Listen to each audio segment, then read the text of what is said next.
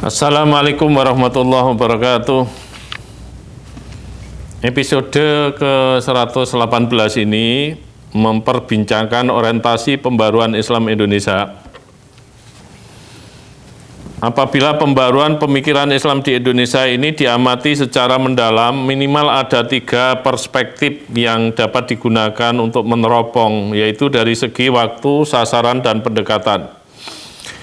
Dari segi waktu, pembaruan pemikiran Islam di Indonesia ini berorientasi ke depan, dari segi sasaran berorientasi pada berbagai lapisan masyarakat, dan dari segi pendekatan berorientasi pada metodologi pemahaman atau metodologi pemikiran.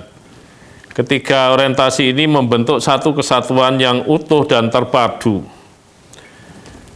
Pertama, pembaruan pemikiran Islam di Indonesia ini berorientasi ke depan atau future oriented. Para pemikir negeri ini lebih melihat ke depan daripada ke belakang, meskipun peristiwa sejarah tidak boleh dilupakan.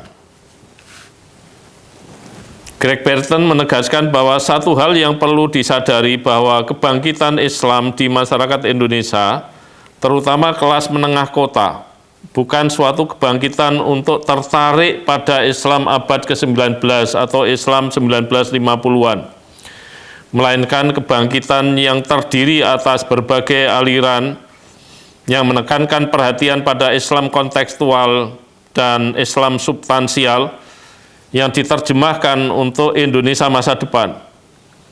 Pada umumnya Islam aliran ini dikenal sebagai moderat, liberal, dan progresif, dan ciri-ciri positif ini amat mewarnai sifat keseluruhan dari Islamic Revival masyarakat Indonesia.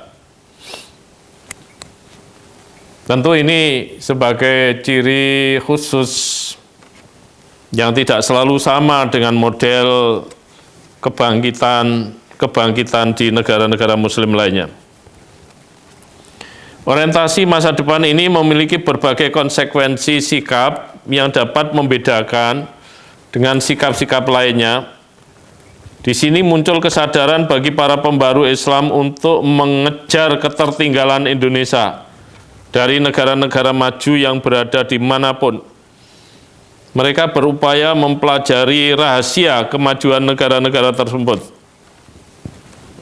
Pak Tarmizi Tahir menegaskan bahwa kebangkitan keagamaan akan diorientasikan menghadapi Renaissance kedua dari Indonesia. Renaissance pertama berupa kemerdekaan Indonesia. Renaissance kedua adalah pertumbuhan Indonesia sebagai bangsa yang maju.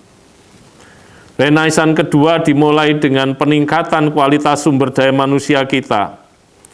Keduanya respek pada kapabilitas teknologi dan karakter nilai-nilai keagamaan. Kesadaran mengejar ketertinggalan terhadap negara-negara maju akan mengantarkan pada tuntutan persaingan, sehingga mereka harus mampu mengkondisikan model pemikiran dan aksi yang paling tepat untuk menghadapi persaingan itu.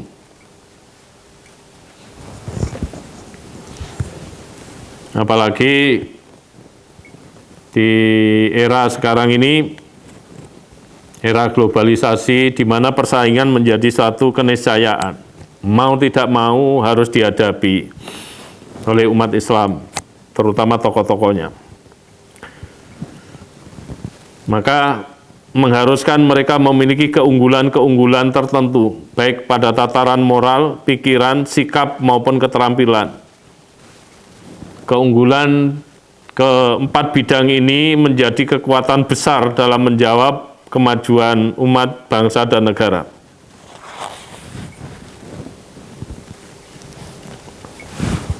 Orientasi ke depan menjadikan perhatian para pembaru Islam di Indonesia terfokus pada perhatian terhadap hal-hal yang akan datang atau serba ke depan. Sehingga mereka harus menampilkan wajah Islam yang prospektif. Nur Khalis Majid menyarankan bahwa pembaruan Islam harus dimulai dengan 2 tindakan yang saling terkait, yaitu melepaskan diri dari nilai-nilai tradisional dan mencari nilai-nilai yang berorientasi ke masa depan. Nostalgia, orientasi, dan kerinduan terhadap masa lampau yang berlebihan harus digantikan pandangan ke masa depan. Saya kira masa lalu tidak kemudian digusur seluruhnya. Nilai-nilai tradisional tidak harus digusur seluruhnya, tetapi bahwa nilai-nilai tradisional yang menyebabkan sikap pasif seperti adanya nostalgia terhadap masa lampau,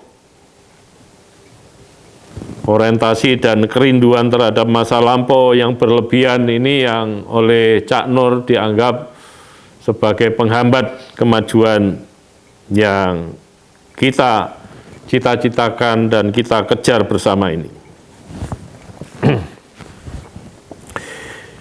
Yang kedua adalah sasaran pembaruan Islam di Indonesia mulai diperluas ke berbagai lapisan masyarakat, sebab makin banyak masyarakat yang beradaptasi dengan pemikiran maupun gerakan pembaruan, berarti semakin baik, semakin menunjang dan mendukung upaya pencapaian kemajuan bangsa dan negara, termasuk khususnya dalam hal ini kemajuan dan kejayaan umat Islam. Pemikiran-pemikiran Islam yang baru awalnya banyak dikonsumsi di kampus-kampus sesuai dengan dinamika akademik, tetapi kemudian pemikiran-pemikiran Islam itu berupaya dikembangkan keluar kampus demi mengembangkan sayap pengenalan pemikiran pembaruan, dan yang lebih penting adalah upaya untuk menjadikan stimulasi dan inspirasi dari pemikiran-pemikiran pembaruan itu untuk melangkah maju, untuk bergerak cepat dalam mewujudkan kemajuan-kemajuan sehingga bisa menghasilkan kejayaan umat Islam Indonesia.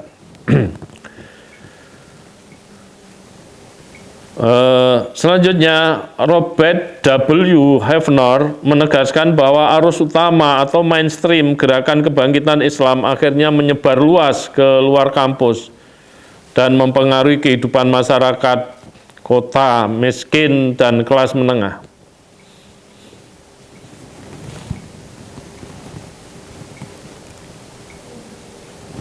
Penyebaran pembaruan pemikiran Islam masih perlu juga diperluas lagi ke masyarakat pedesaan yang mendominasi populasi umum maupun populasi muslim di Indonesia ini. Apabila mereka terlibat secara aktif dalam beradaptasi dengan pembaruan itu, misi perubahan menjadi kemajuan relatif menemukan jalan yang makin kondusif dan lurus dalam mewujudkan kemajuan umat Islam berikut peradabannya. Ketiga, dari segi pendekatannya, pembaruan pemikiran Islam di Indonesia belakangan ini mulai menekankan pada penguatan metodologi pemahaman. Maka tema-tema pembaruan Islam pada tahun 1911-an hingga 1930-an masih berkutat pada persoalan khilafiyah seperti penentangan pada bacaan usoli, adzan, dan talqin ketika jenazah dikuburkan dan lain sebagainya. Itu berupaya untuk dilakukan penggeseran-penggeseran sehingga tema-tema pembaruan Islam pada dekade 1970-an atau 1980-an telah bergeser menyentuh problem global seperti universalisme kemanusiaan, reaktualisasi ajaran-ajaran Islam, pluralisme, dan pribumisasi Islam. Pada akhirnya, para pembaru pemikiran Islam Indonesia itu memusatkan konsentrasinya pada perumusan strategi, cara, pendekatan, teknik, langkah, dan mekanisme membangun kesadaran umat. Intinya mereka memiliki kecenderungan pada metodologis. Kecenderungan metodologis ini merupakan kecenderungan untuk maju, sebab metodologi merupakan media yang dapat mengantarkan dan mengawal kemajuan bangsa dan negara, khususnya kemajuan umat Islam berikut peradaban dan kebudayaannya ke depan. Demikian saya akhiri. Wallahul muwaffiq ila aqwamit thoriq. Wassalamualaikum warahmatullahi wabarakatuh.